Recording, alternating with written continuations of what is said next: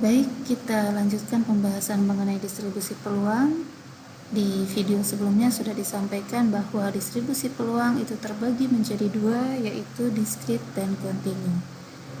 Kita bahas terlebih dahulu untuk distribusi peluang diskrit, yaitu distribusi peluang diskrit ini variabel acaknya itu memiliki nilai yang terbatas atau terpisah.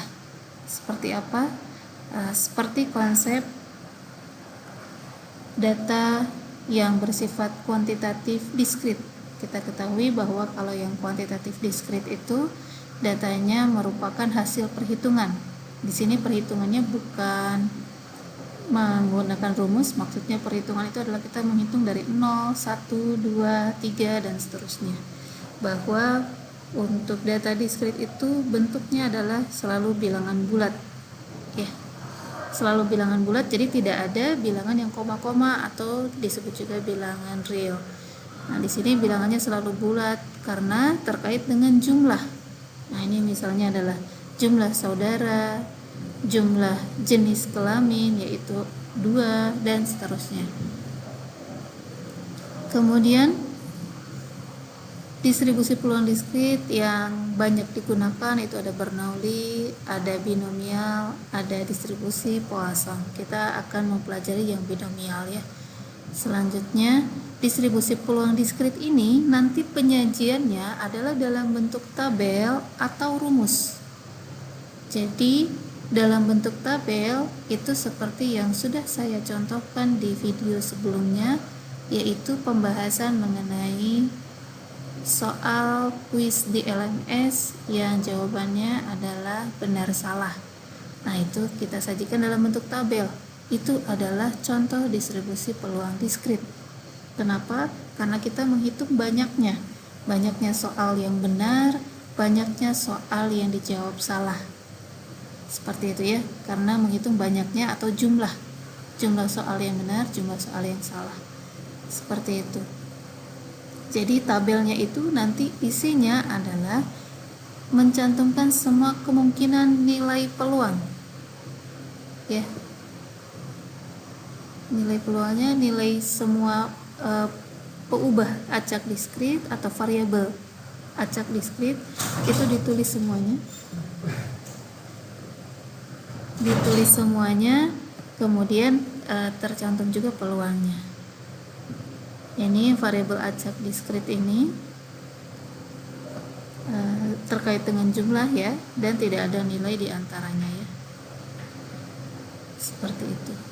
Kemudian ini adalah karakteristik dari variabel diskrit yang penyelesaiannya harus menggunakan distribusi peluang diskrit, bahwa nilai-nilai yang dihitung itu jelas ya, karena bilangan bulat. Jadi tadi sudah saya sampaikan ya, tidak ada bilangan koma pada variabel diskrit, tidak ada desimal, begitu ya. Kemudian nilai-nilai dari variabel diskrit, variabel acak diskrit itu yang memiliki batas maksimum dan minimum yang bisa ditentukan dengan pasti. Contoh, misalnya banyaknya anak itu misalnya dibatasi dari 0 sampai 5 orang. Misalnya untuk sebuah keluarga, misalnya seperti itu. Jadi bisa ditentukan batas minimum dan maksimumnya. Tidak harus selalu ada ya, tapi maksudnya adalah dia ternyata bisa ditentukan nilai maksimum dan nilai minimum. Kemudian untuk distribusi peluang diskrit ini variabelnya memiliki kemungkinan nilai yang terbatas. Itu tadi ya, bisa ditentukan batasnya. Selanjutnya kita kenal distribusi peluang kontinu.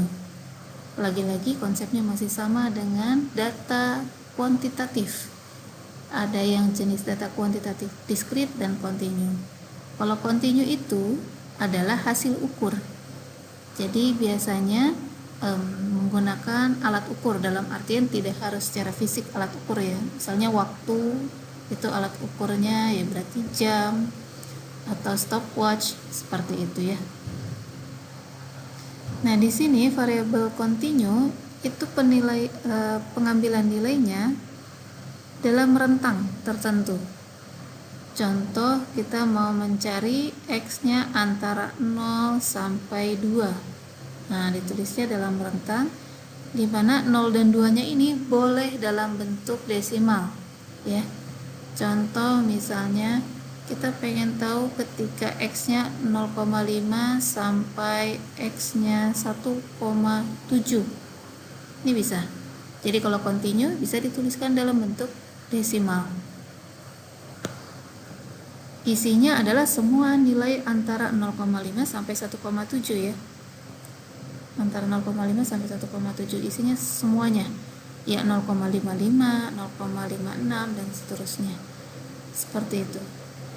Kemudian contoh umum dari variabel continue kita sudah pernah bahas ini ya, bahwa tinggi badan, berat badan, suhu.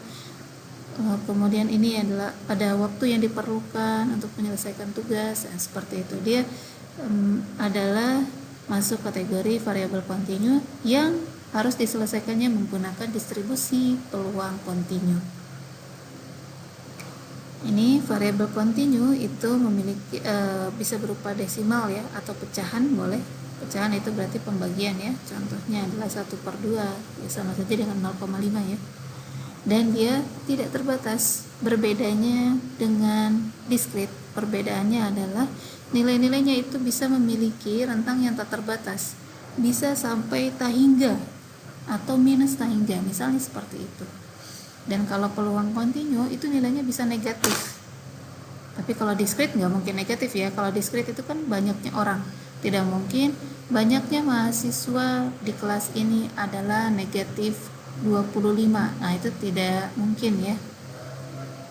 Jadi banyaknya orang pasti, banyaknya objek itu pasti nilainya positif.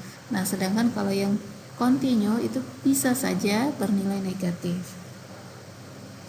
Kemudian ciri lainnya atau karakteristik lainnya dari variabel continue, bahwa dia memiliki tingkat presisi yang tinggi. Kenapa? Karena dia bisa disajikan dalam bentuk desimal yang komanya panjang. Saya tidak menuliskan 0,5 tapi 0,5431 misalnya. Ini kan jadi precise ya, lebih presisi. Seperti itu. Kemudian dia tidak memiliki batas maksimum atau minimum yang jelas, karena bisa saja tadi ya, bisa sampai tak hingga atau minus tak hingga. Ini adalah adalah ciri-ciri dari masing-masing discrete dan continue ya, distribusi peluang discrete dan distribusi peluang continue. Untuk yang discrete contohnya, nah ini countable atau bukan terukur ya, terhitung. Mohon maaf, ini harusnya tidak, dia adalah terhitung, bisa dihitung 1, 2, 3. Ini adalah terkait dengan banyaknya atau jumlah. Seperti itu ya. Mohon maaf ya. Ya, intinya itu ya, jumlah. Kemudian kalau yang continue dia tidak terbatas ya, infinity. Kalau yang discrete itu terbatas. Kemudian kalau yang discrete tidak ada nilai di tengah-tengah, nothing in between. Misalnya 1 dan 2 itu tidak ada nilai 1,5, 1,7, itu tidak ada. Itu ya, karena dia banyaknya tadi tidak mungkin mengandung desimal. Banyaknya objek itu tidak mungkin mengandung desimal. Sedangkan kalau yang continue itu banyaknya bukan banyaknya subjek, berarti nilainya 1 sampai 2 itu berarti di tengah-tengahnya ini ada 1,7, 1,85, 1,931 dan seterusnya. Jadi always something between, karena dia bentuknya interval. Gitu ya. Sedangkan yang discrete itu bilangan bulat. Kemudian kalau dalam jam atau waktu dia seakan-akan seperti digital saja ya. Nah, kalau analog dia lebih precise, lebih presisi. Kalau continue itu seakan-akan analog, dia continue. Gitu ya. Nah, kalau discrete itu biasanya dibulatkan. Karena kan kita butuhnya bilangan bulat. Tentunya kita bulatkan sampai tidak ada koma, sekitar 28 tahun.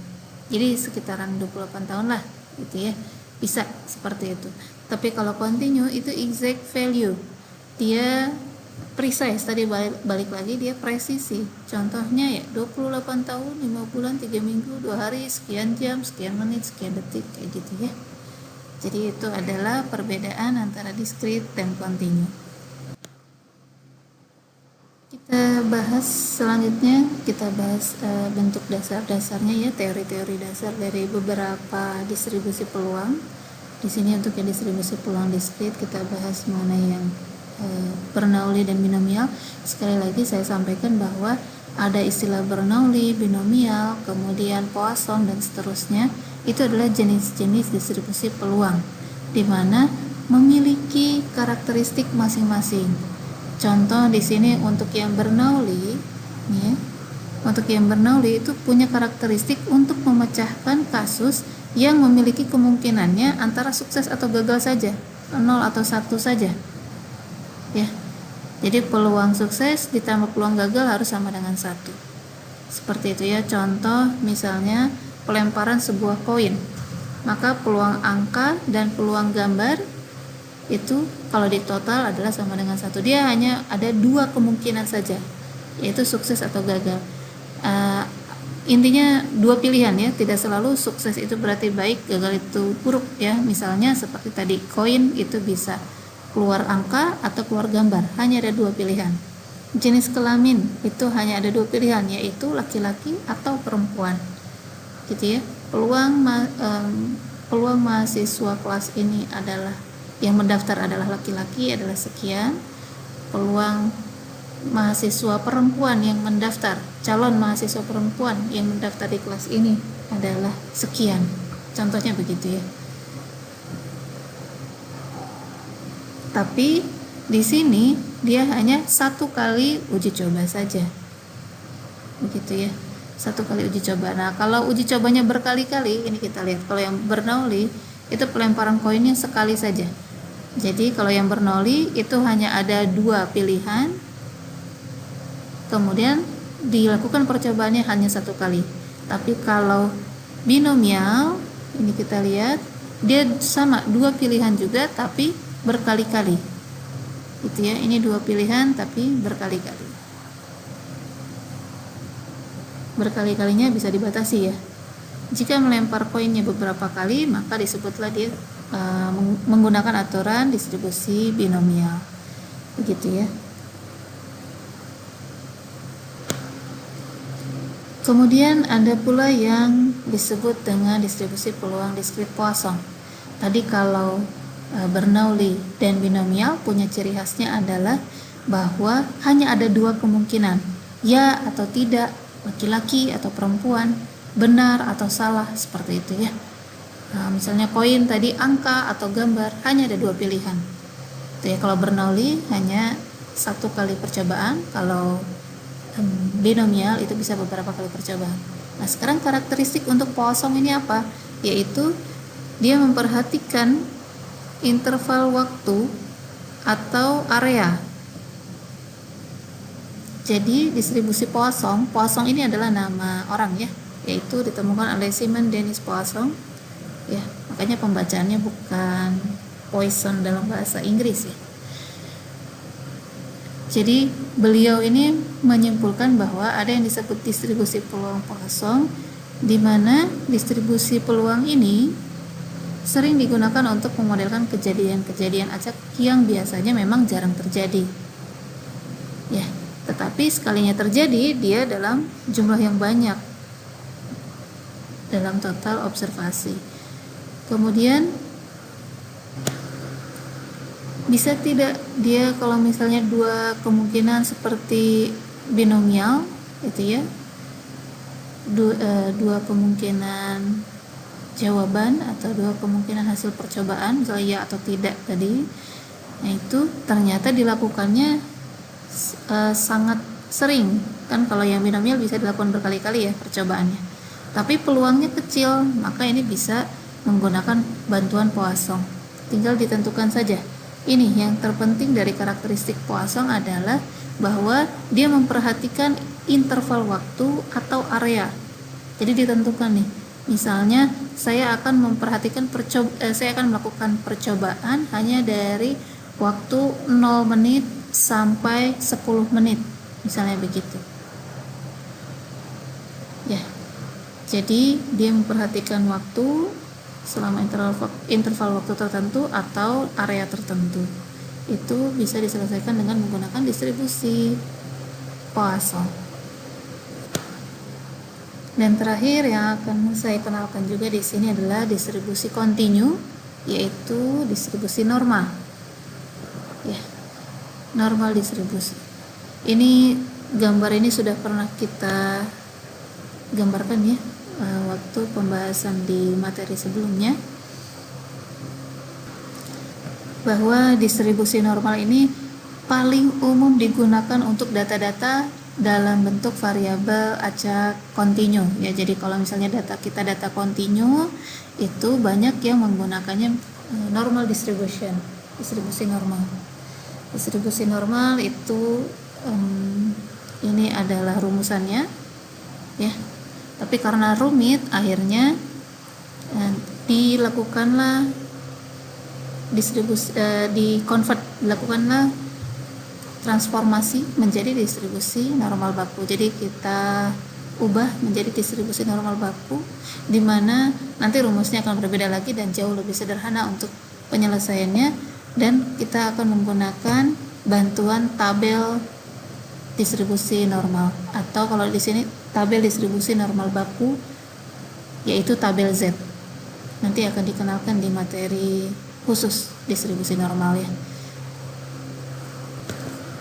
Yang perlu diperhatikan lagi bahwa distribusi normal ini dia memperhatikan nilai mu itu adalah nilai min, dan nilai sigma atau standar deviasi. Jadi di rumusnya kita butuh nilai mu atau min atau rata-rata, dan sigma itu adalah untuk standar deviasi.